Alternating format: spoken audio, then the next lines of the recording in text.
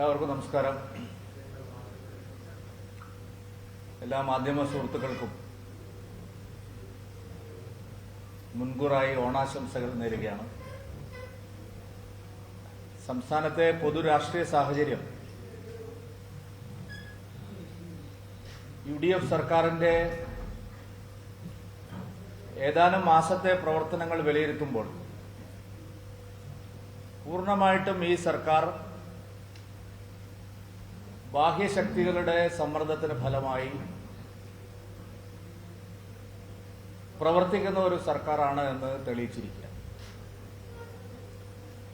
ഈ അടുത്ത കാലത്തുണ്ടായിട്ടുള്ള എല്ലാ നയപരമായ പ്രശ്നങ്ങളിലും വി.ഡി. സതീശൻ സർക്കാർ തീവ്ര ചിന്താഗതിക്കാരുടെ സമ്മർദ്ദത്തിന് വഴങ്ങി പ്രവർത്തിക്കുന്നതായിട്ടാണ് കാണാൻ സാധിക്കുന്നത്. PM ശ്രീ പദ്ധതി തത്വത്തിൽ അംഗീകരിക്കാമെന്ന നിലപാട് സർക്കാർ എടുത്തതിന് ശേഷം ഇത്രയും ദിവസമായിട്ടും സർക്കാരിന് ഒരു ഭരണപരമായ തീരുമാനത്തിലെത്താൻ ഇതുവരെ സാധിച്ചിട്ടില്ല. അതിന്റെ കാരണം മുസ്ലിം ലീഗിന്റെയും ജമാഅത്തെ ഇസ്ലാമി അടക്കമുള്ള മതമൗലികവാദ സംഘടനകളുടെയും ഭീഷണിയും സമ്മർദ്ദവുമാണ് എന്ന് മനസ്സിലാക്കാൻ വലിയ ഗവേഷണ ബുദ്ധിയുടെ ഒന്നും ആവശ്യമില്ല. PM ശ്രീ പദ്ധതി കേരളത്തെ സംബന്ധിച്ചിടത്തോളം വിദ്യാഭ്യാസ മേഖലയിൽ വളരെ ഗുണകരമായ ഒരു മാറ്റത്തിന് കാരണമാവുന്ന പദ്ധതിയാണ്. നമ്മുടെ സ്കൂളുകളുടെ അടിസ്ഥാന സൗകര്യങ്ങൾ വികസിപ്പിക്കാനും അതുപോലെ നൈപുണ്യ വികസനത്തിനും കലാ കായിക സാംസ്കാരിക രംഗത്ത് കുട്ടികൾക്ക് ആവശ്യമായ പ്രോത്സാഹനത്തിനും കുട്ടികൾക്ക് മികച്ച പോഷകാഹാരം ഉൾപ്പെടെയുള്ള സൗകര്യങ്ങൾ വർദ്ധിപ്പിക്കുന്നതിനും സ്കൂളുകളുടെ സാമ്പത്തിക സ്ഥിതി മെച്ചപ്പെടുത്തുന്നതിനും ഏറെ സഹായകരമാണ് എന്നുള്ള വിലയിരുത്തൽ ഈ സർക്കാർ വന്ന ഉടനെ ഉണ്ടായിരുന്നു. കോൺഗ്രസ് ഭരിക്കുന്ന സംസ്ഥാനങ്ങളെല്ലാം ഇതിനോടകം PM ശ്രീ പദ്ധതി നടപ്പാക്കി കഴിഞ്ഞിട്ടുള്ളതുമാണ്. വി.ഡി. സതീശൻ ആദ്യഘട്ടങ്ങളിലെല്ലാം അത് നടപ്പാക്കുന്നതിനോട് അനുകൂലമായിട്ടുള്ള നിലയാണ് സ്വീകരിച്ചത്. എന്നാൽ പാണക്കാടിന്റെയും മുസ്ലിം ലീഗിന്റെയും ജമാഅത്തെ ഇസ്ലാമിയുടെയും സമ്മർദ്ദം കാരണം ഉപസമിതി തീരുമാനമായില്ല എന്ന് പറഞ്ഞ് നീട്ടിക്കൊണ്ടുപോവുകയാണ്.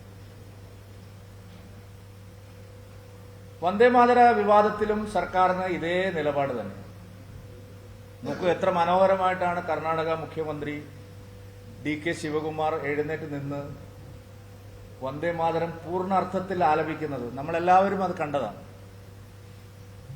ഒരു ലജ്ജയുമില്ലാത്ത കേരളത്തിലെ കോൺഗ്രസിന്റെ നേതൃത്വം DK ശിവകുമാർ എഴുന്നേറ്റ് നിന്ന് വന്ദേമാതരം അതിമനോഹരമായി പൂർണ്ണമായി ആലപിക്കുന്നത് നാം കണ്ടിട്ടും ഹിമാചൽ പ്രദേശിലെ കോൺഗ്രസ് സർക്കാർ ആയാലും ജമ്മു കാശ്മീരിലെ ഇന്ത്യ മുന്നണിയിലെ സഖ്യകക്ഷിയുടെ സർക്കാർ ആയാലും എല്ലാ സംസ്ഥാനങ്ങളിലെയും മുഖ്യമന്ത്രിമാർ വന്ദേമാതര ഗാനം പൂർണ്ണ അർത്ഥത്തിൽ ആലപിച്ചിട്ടും 4 വരി പോലും പാടാൻ കേരളത്തിലെ മുഖ്യമന്ത്രി ശ്രീ വി.ഡി. സതീശൻ തയ്യാറായില്ല. ദേശീയ പാർട്ടിയായിട്ടുള്ള കോൺഗ്രസിന് കേരളത്തിൽ മാത്രം ഒരു നയം. നോക്കൂ, മറ്റ് സംസ്ഥാനങ്ങളിലെ കോൺഗ്രസും ദേശീയ കോൺഗ്രസും അവർ പറയുന്നത് ഞങ്ങൾ ആദ്യത്തെ 2 സ്റ്റാൻസ പാടുന്നതാണ്. ആ 2 സ്റ്റാൻസ പാടുന്നതുമായി ബന്ധപ്പെട്ട AICC പരിപാടിയിലെ വിവാദം അവിടെ ഇരിക്കട്ടെ. പക്ഷെ കേരളത്തിൽ 2 സ്റ്റാൻസ പോലും ഞങ്ങൾ പാടില്ല എന്നാണ്. ഈ വ്യത്യാസം എങ്ങനെയാണ് ഉണ്ടാവുന്നത്? കർണാടകത്തിലെയും മറ്റ് കോൺഗ്രസ് ഭരിക്കുന്ന സംസ്ഥാനങ്ങളിലെയും ഹിമാചൽ പ്രദേശിലും അടക്കമുള്ള സംസ്ഥാനങ്ങളിലെയും ഇന്ത്യ മുന്നണിയിലെ മറ്റ് കക്ഷികൾ ഭരിക്കുന്ന സംസ്ഥാനങ്ങളിലെയും തെലങ്കാനയിലെയും എല്ലാം മുഖ്യമന്ത്രിമാർക്ക് വന്ദേമാതരം പാടാം. അർബൻ നക്സലുകളായിട്ടുള്ള രാഹുൽ ഗാന്ധിയും സോണിയാഗാന്ധിയും നയിക്കുന്ന AICC നേതൃത്വത്തിന് 2 സ്റ്റാൻസ പാടാം. എന്നാൽ കേരളത്തിൽ മാത്രം ശ്രീ വി ഡി സതീശന് ഒറ്റ വരി പോലും വന്ദേമാതരം പാടാൻ ഞങ്ങൾ തയ്യാറില്ല. സർക്കുലർ ഇറക്കിയിരിക്കുക. ഇവിടെ ജനഗണമന മാത്രമേ പാടാവൂ. എന്തുകൊണ്ടാണ് ഈ വ്യതിയാനം ഉണ്ടാവുന്നത്, ഈ വ്യത്യാസം നേരിട്ട് കാണുന്നത്? കേരളത്തിലെ സർക്കാർ മുസ്ലിം ലീഗിന്റെയും ജമാഅത്തെ ഇസ്ലാമിയുടെയും പോപ്പുലർ ഫ്രണ്ടിന്റെയും തീവ്ര വർഗീയ ചിന്താഗതിക്കാരുടെയും സമ്മർദ്ദത്തിനപ്പുറത്തേക്ക് പോവാൻ കഴിയാത്ത ഒരു പാർട്ടിയാണ്, മുന്നണിയാണ്. അതാണ് ഈ വ്യത്യാസം. എല്ലാ കാര്യങ്ങളിലും അതാണ് സംഭവിക്കുന്നത്. ആശയപരമായ നിലപാടുകളുടെ കാര്യത്തിലും ഭരണപരമായ പല കാര്യങ്ങളിലും ഇത് പ്രകടമാണ്. ഇപ്പൊ കഴിഞ്ഞ ഗവൺമെന്റിന്റെ കാലത്ത് എന്തെല്ലാം കാര്യങ്ങൾ ശ്രീ വി ഡി സതീശൻ പരസ്യമായി പറഞ്ഞു, അതിനെല്ലാം വിരുദ്ധമായിട്ടുള്ള കാര്യങ്ങളാണ് ഇപ്പോൾ ചെയ്തുകൊണ്ടിരിക്കുന്നത്. അത് സ്വന്തം മുന്നണിയുടെ കാര്യത്തിൽ മാത്രമല്ല, പ്രതിപക്ഷ മുന്നണിയുടെ കാര്യത്തിലും വളരെ പ്രകടമാണ്. ഇപ്പൊ നോക്കൂ, ഞാൻ ഒരു ചെറിയ ഉദാഹരണം പറയാം. കഴിഞ്ഞ 5 കൊല്ലവും മുഖ്യമന്ത്രി ശ്രീ വി ഡി സതീശൻ ഞങ്ങളെ ആവർത്തിച്ച് ആക്ഷേപിച്ചുകൊണ്ടിരുന്ന ഒരു കാര്യമായിരുന്നു ശ്രീ പിണറായി വിജയനെതിരായിട്ട് ഉയർന്നു വരുന്ന കേസുകളിലെ അന്വേഷണത്തെ സംബന്ധിച്ചുള്ള അഭിപ്രായ വ്യത്യാസം. മുഖ്യമന്ത്രി പിണറായി വിജയൻ പ്രതിയായിട്ടുള്ള, അല്ലെങ്കിൽ അദ്ദേഹം ആരോപണ വിധേയനായിട്ടുള്ള, അദ്ദേഹത്തിന്റെ മകൾ പ്രതിയായിട്ടുള്ള എക്സാലോജി കേസിൽ, കരിമണൽ ഖനന കമ്പനിയിൽ നിന്ന് പണം അനധികൃതമായി വാങ്ങിയ കേസിൽ, SFIO കേസിൽ മോദിയും അമിത്ഷായും പിണറായിയെ സഹായിക്കുന്നു. ഇതായിരുന്നു 5 കൊല്ലവും പറഞ്ഞുകൊണ്ടിരുന്നത്. CJP എന്നാണ് രാഹുൽ ഗാന്ധി വരെ പറഞ്ഞുകൊണ്ടിരുന്നത്. കമ്മ്യൂണിസ്റ്റ് ജനതാ പാർട്ടി ശ്രീമാൻ പിണറായി വിജയനെയും മകളെയും അദ്ദേഹത്തിന്റെ കുടുംബാംഗങ്ങളെയും മരുമകനെയും ഉൾപ്പെടെ ആരോപണ വിധേയമായിട്ടുള്ള, അല്ലെങ്കിൽ കേസിലകപ്പെട്ടിട്ടുള്ള ആ കേസിനെ സംബന്ധിച്ച് 5 വർഷവും ശ്രീ വി ഡി സതീശനും UDF-ഉം ആക്ഷേപിച്ചുകൊണ്ടിരുന്നത് BJP CPM ഡീലാണ് ഈ കേസിൽ നടന്നത്. SFIO കേസ് നീണ്ടുപോകാനുള്ള കാരണം നിരന്തരമായ കോടതി ഇടപെടലുകളായിരുന്നു. ഡൽഹി ഹൈക്കോടതി, കേരള ഹൈക്കോടതി, അങ്ങനെ നിരവധി കോടതികളിൽ എക്സാലോജി കേസ് നീട്ടിക്കൊണ്ടുപോവാൻ കരിമണൽ കർത്തയും പിണറായി വിജയനും സംയുക്തമായി ശ്രമിച്ചതിന്റെ ഫലമായിട്ടാണ് ആ കേസിന്റെ തുടർ നടപടികൾ വൈകിയത്. അവസാനം ഈ സർക്കാർ പോയതിനു ശേഷമാണ് കേരള ഹൈക്കോടതി ആ കേസിന്റെ അന്വേഷണം തുടരാമെന്നുള്ള നില സ്വീകരിച്ചത്. ഉടനെ തന്നെ ആ കേസിന്റെ അന്വേഷണം മുന്നോട്ട് പോയി. ഒരക്ഷരം, ഒരു പൊളിറ്റിക്കൽ സ്റ്റേറ്റ്മെന്റ്.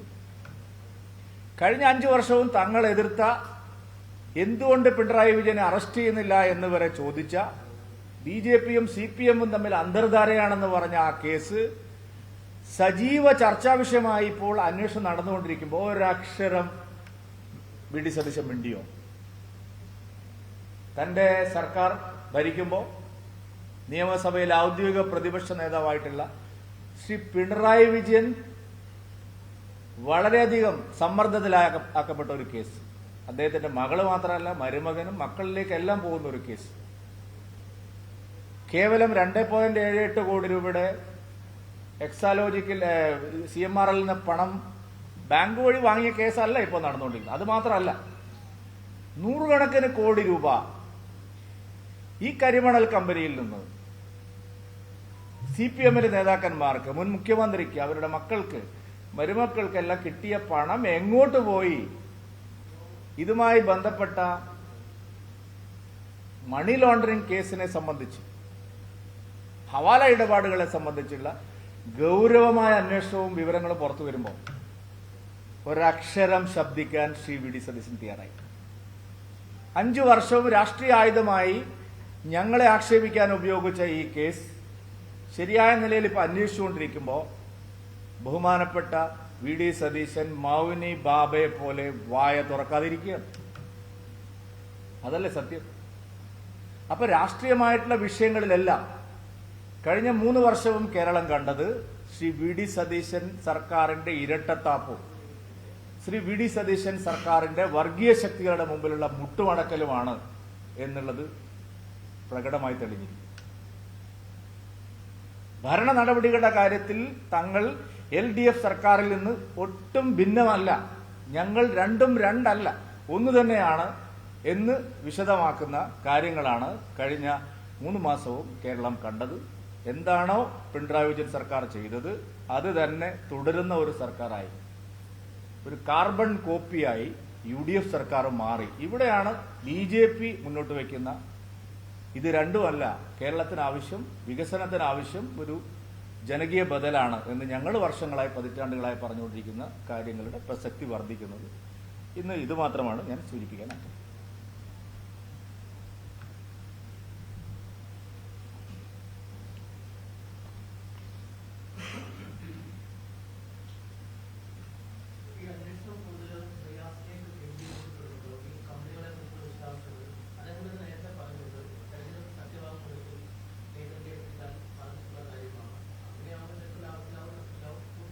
അല്ല, ഈ ഒന്നാമത്തെ കാര്യം, പ്രതിപക്ഷ നേതാവായിട്ട് ശ്രീ പിണറായി വിജയന് അധികാരത്തിൽ തുടരാനുള്ള ഒരർഹതയുമില്ല.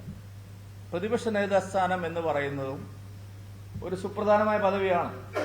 നിങ്ങൾക്ക് ഓർമ്മയുണ്ടാവും, ജെയിൻ ഹവാല കേസിൽ LKA എന്നുള്ള ഒരു 3 അക്ഷരം വന്നപ്പോൾ, LKA എന്ന് പറയുന്ന ഒരു 3 അക്ഷരം വന്നപ്പോൾ BJP നേതാവായിരുന്ന ശ്രീ ലാൽകൃഷ്ണ അദ്വാനി സ്വീകരിച്ച ഒരു മാതൃകയുണ്ട്.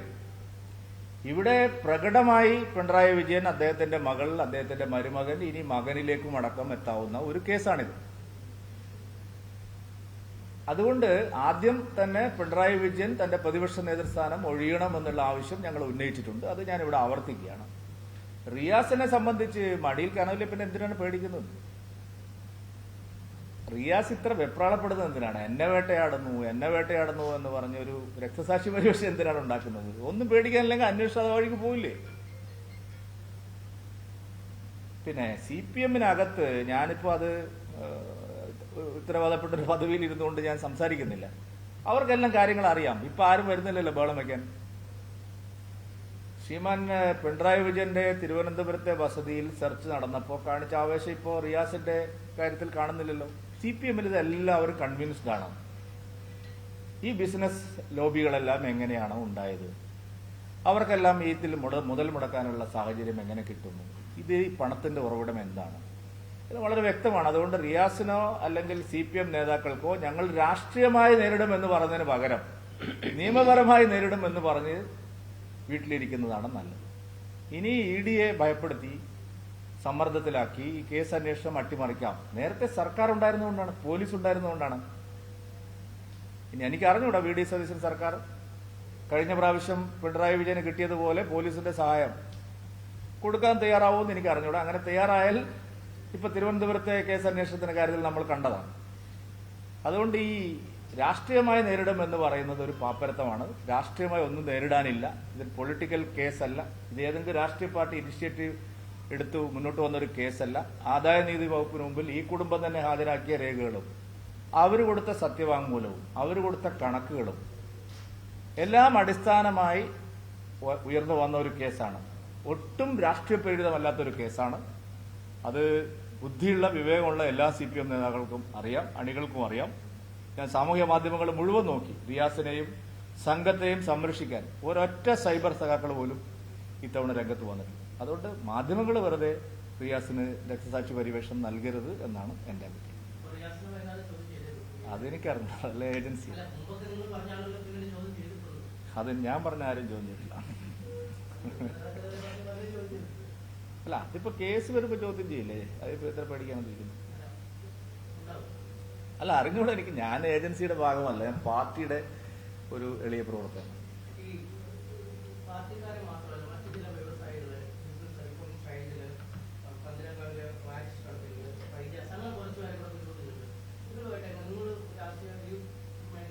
അല്ല, എനിക്കെങ്ങനെ അറിയുന്നത്? ED ചോദ്യം ചെയ്യുന്നവരൊക്കെ ഞാൻ അവരുടെ ആധാരവും ജാതകവും എനിക്കെങ്ങനെ അറിയാം? എനിക്ക് ആളെ പോലും അറിയാം ആരാണ്.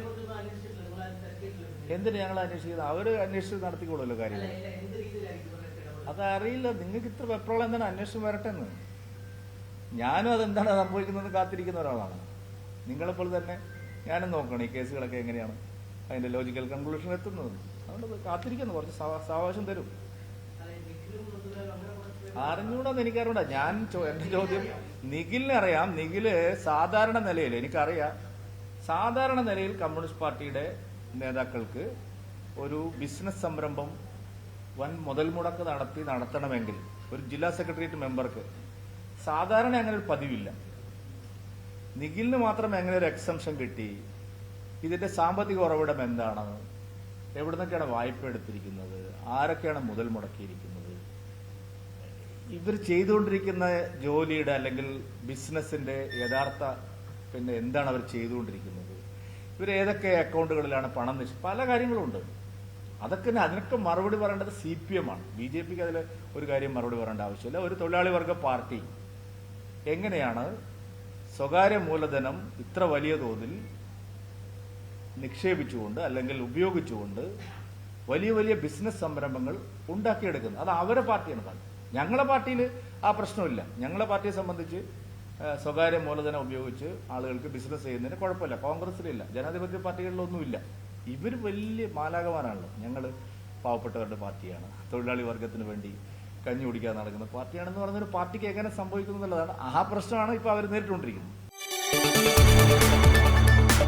കൂടുതൽ വാർത്തകൾക്ക് News 18 Keralam YouTube channel subscribe ചെയ്യുക.